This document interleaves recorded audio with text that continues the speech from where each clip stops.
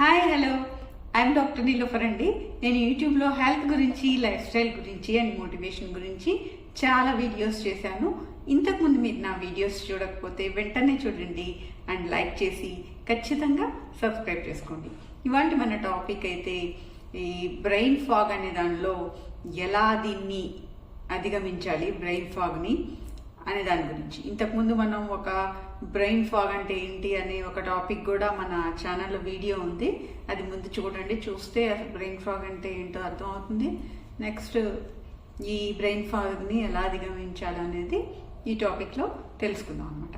మామూలుగా క్లుప్తంగా చూసుకుంటే అసలు బ్రెయిన్ ఫాగ్ అంటే ఏంటంటే మన మెదడు అనేది సరిగ్గా ఆలోచించలేదు, ఎక్కువగా మన ఆలోచన శక్తి అనేది క్షీణించిపోతుంది అనమాట.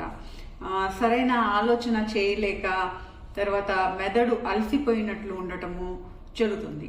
అలాగే కాకుండా మర్చిపోవటం కూడా జరుగుతుంది.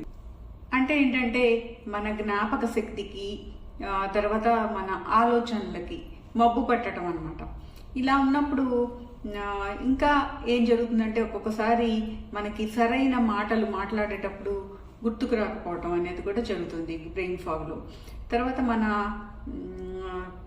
కాన్సన్ట్రేషన్ అంటే ఏ విషయం మీద కూడా శ్రద్ధ పెట్టకపోవటము, తర్వాత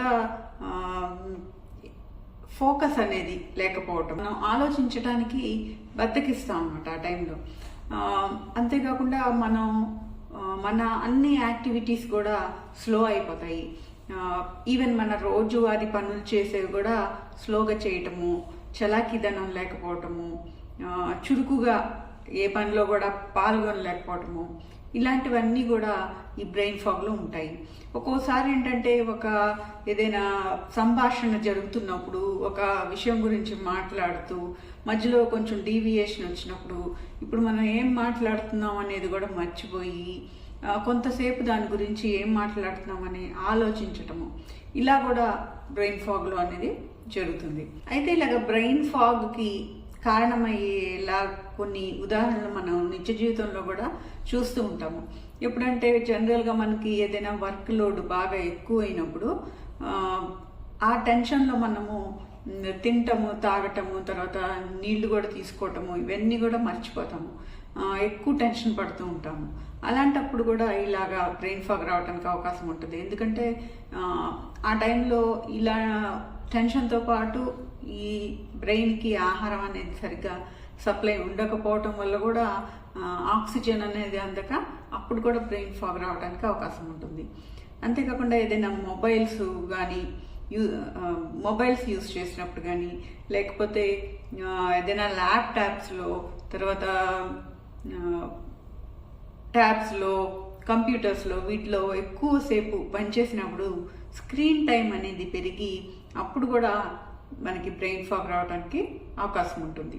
ఇవే కాకుండా మన చుట్టూ కూడా బాగా రణగుణ ధ్వనులు, చాలా శబ్దాలు, లేకపోతే డీజే లాంటి శబ్దాలు అలాంటివి ఎక్కువసేపు మనం వింటున్నప్పుడు కూడా మనకి చాలా విసుగ్గా, బ్రెయిన్ అలసిపోయినట్టు అలాగే అనిపిస్తూ ఉంటుంది అనమాట.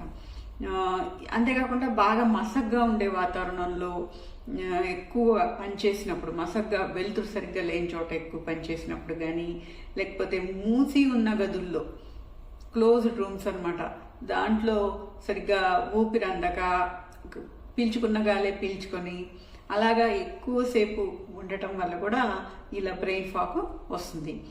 మరి కొన్ని పరిస్థితుల్లో ఏం తెలుసుకున్నారంటే కోవిడ్ ఇన్ఫెక్షన్ తర్వాత ఈ వైరస్ అనేది మన జీర్ణకోశంలో ఉండిపోయి ఆ జీర్ణ వ్యవస్థలకు సంబంధించి ఈ గట్ మైక్రోబియాని మారుస్తుంది అనమాట. అది మార్చి గట్ మైక్రోబియంని మార్చిన తర్వాత దానివల్ల ఏం జరుగుతుందంటే మనకి లోపల గట్లో ఈ సెరటోనిన్ అనేది స్రవించడానికి కావాల్సిన చర్యలు జరుగుతాయి అన్నమాట. ఆ ప్రక్రియలో అది తక్కువ సెరటోనిన్ని తయారయ్యేటట్లు చేయటం జరుగుతుందని ఇప్పుడు రీసెంట్గా కొన్ని ఈ కోవిడ్ తర్వాత వచ్చిన పరిశోధనలు చెప్తున్నాయన్నమాట.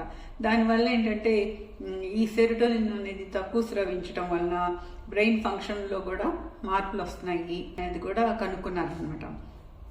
అంతేకాకుండా ఇవి మామూలు కారణాలే కాకుండా కొన్ని వ్యాధుల్లో అంటే డయాబెటీస్, డిప్రెషను, ఆటో ఇమ్యూన్ వ్యాధులు, ADHD లాంటి వాటిలో, ఆటిజం లాంటి వాటిలో, తర్వాత మెనోపాస్లో, ప్రెగ్నెన్సీలో, ఇలాంటి అన్నింటిలో కూడా బ్రెయిన్ ఫాగ్ కనబడుతూ ఉంటుంది ఒక్కోసారి.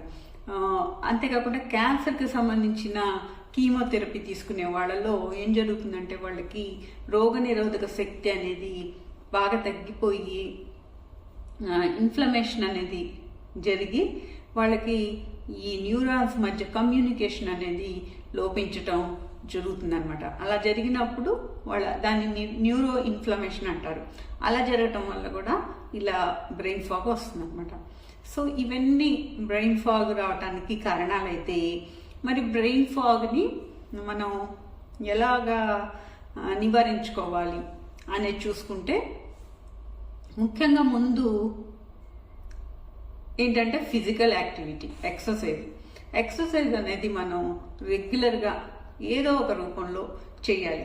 మామూలుగా జనరల్గా ఏం చెప్తారు, ఏదైనా రోజు ఎక్సర్సైజ్ చేయమంటే మాకు టైం ఉండట్లేదండి ఎక్సర్సైజ్కి చేయటానికి అని చెప్తూ ఉంటారనమాట. కానీ ఈ ఎక్సర్సైజ్ అనేది మనం ఆ రకమైన కారణాల వల్ల చేయకుండా ఉండకూడదు. ముఖ్యంగా ఈ బ్రెయిన్ ఫాగ్ సమస్యతో బాధపడే వాళ్ళు తప్పనిసరిగా ఎక్సర్సైజ్ అనేది చేయాలి. ఏదో ఒక రూపంలో, ఏదో ఒక టైంలో, అంటే మార్నింగ్ కుదరకపోతే ఈవినింగ్ అయినా చేసుకోవచ్చు.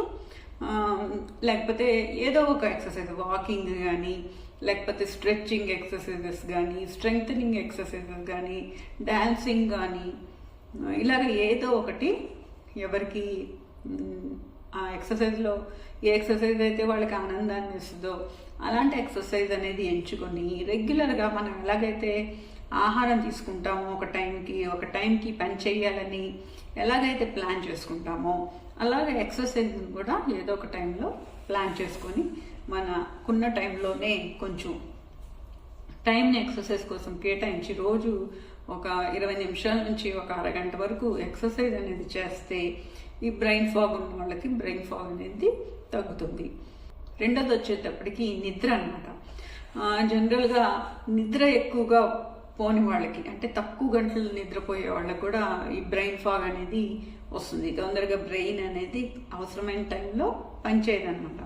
కాబట్టి నిద్ర అనేది కరెక్ట్గా ఉండేటట్లు చూసుకోవాలి. ఒక 6 నుంచి 8 గంటల వరకు నిద్ర ఉండేటట్లు చూసుకుంటే దానివల్ల కూడా బ్రెయిన్ ఫాగ్ని నివారించవచ్చు. ఇంకా మూడోది వచ్చేటప్పటికి ఆహారం అన్నమాట.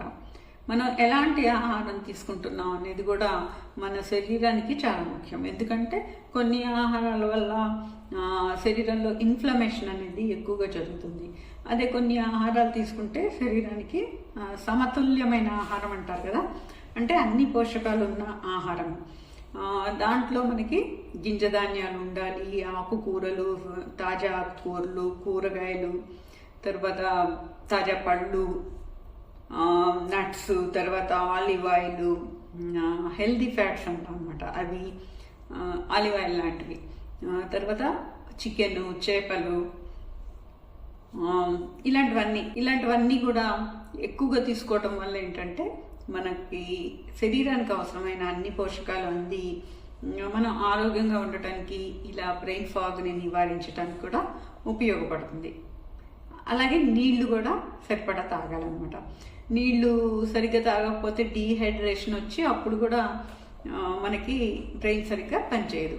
కాబట్టి నీళ్లు సరిపడినంత రోజు హైడ్రేటెడ్గా ఉండటం అనేది చాలా ఇంపార్టెంట్. అంతేకాకుండా ఆహారాన్ని ఏంటంటే తక్కువ మోతాదుల్లో ఎక్కువసార్లు తీసుకుంటే ఏమవుతుందంటే బ్రెయిన్కి సరిపడా ఆహారం అనేది ఎప్పటికప్పుడు అలసిపోయినప్పుడు అందుతూ ఉంటుంది అనమాట. అలసిపోయినప్పుడు కూడా అలాగ తీసుకుంటే మంచిది. బ్రెయిన్కి ఆహారం అనేది తొందరగా అందుతుంది అప్పుడు. ఇంకా నాలుగోది వచ్చేటప్పటికి ఏంటంటే స్ట్రెస్ని తగ్గించుకోవటము. మనము ఎప్పుడైనా స్ట్రెస్గా ఫీల్ అయినప్పుడు మెడిటేషన్ చేయటము, లేకపోతే ఏదైనా యోగా లాంటివి చేయటము, ఇలాంటివి చేయాలి. బాగా ఎక్కువగా వర్క్లోడ్ ఉన్నప్పుడు మధ్య మధ్యలో బ్రేక్స్ తీసుకుంటా, విశ్రాంతి తీసుకుంటా అలాగా చేసుకోవాలన్నమాట. అంతేకాకుండా ఎక్కువగా మనకి బాగా ఎక్కువ హార్డ్ పనులు, తర్వాత ఎక్కువ టైంని మన ఎనర్జీని డ్రైన్ చేసే పనులు ఉంటే అవి ముందు చేయటము, తర్వాత నెమ్మదిగా మధ్యలో విశ్రాంతి తీసుకొని ఇతర పనులు చేయటము, ఇలా ప్లాన్ చేసుకోవాలన్నమాట. దానివల్ల కూడా మనకి మన ఎనర్జీ అనేది దేనికి ఎక్కువగా వాడాలో వాడుకోగలుగుతాం అనమాట.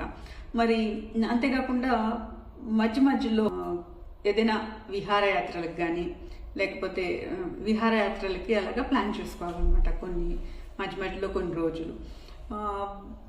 ఇదే కాకుండా ఫ్యామిలీతో, ఫ్రెండ్స్తో అలాగా క్వాలిటీ టైం గడపడం అనేది కూడా చేస్తూ ఉండాలి. ఇవన్నీ కూడా బ్రెయిన్కి ఉత్సాహాన్ని ఇచ్చే పనులు. ఒక్కొక్కసారి ఏంటంటే రిటైర్ అయిపోయాక మనకి ఏం చేయడానికి పని లేక బ్రెయిన్ అనేది ఖాళీగా ఏం పని చేయకుండా ఉండటం వల్ల కూడా మెదడుకి సోమరితనం అలవాటు చేసినట్టు అవుతుందన్నమాట.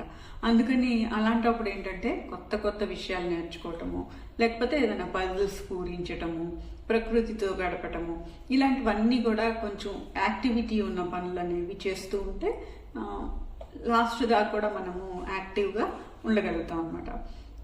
మరి ఇవన్నీ కూడా చేస్తూ ఉండాలి. ఇప్పుడు ఇలా కాకుండా ఏదైనా వ్యాధుల వల్ల వచ్చింది అనుకోండి బ్రెయిన్ ఫాగ్, అప్పుడు ఏం చేయాలి? ఆ వ్యాధులకు సంబంధించిన ట్రీట్మెంట్ అనేది తీసుకోవాలి. ఈ స్క్రీన్ టైం అనేది తగ్గించుకోవాలి. మొబైల్స్ వాడకం కానీ లేకపోతే సాధ్యమైనంత వరకు ఎంతవరకు పనో అంతవరకే చూసుకొని అదే పనిగా మొబైల్స్ చూడటము, అలాగా స్క్రీన్ టైంని తగ్గించుకుంటే కూడా ఈ బ్రెయిన్ ఫాగ్ అనేది తగ్గడానికి అవకాశం ఉంటుంది. సో మరి ఇదండి బ్రెయిన్ ఫాగ్ గురించి. మరి మీకు ఈ టాపిక్ నచ్చితే వెంటనే లైక్ చేసి షేర్ చేయండి. అన్న డౌట్స్ ఉంటే కామెంట్ రూపంలో తెలియజేయండి. అండ్ సబ్స్క్రైబ్ చేసుకొని నోటిఫికేషన్ ఆన్ చేసుకుంటే ఇలాంటి మరిన్ని మంచి వీడియోస్ మీరు చూడగలుగుతారు. And thank you for watching. మరొక వీడియోలో మళ్ళీ కలుద్దాం.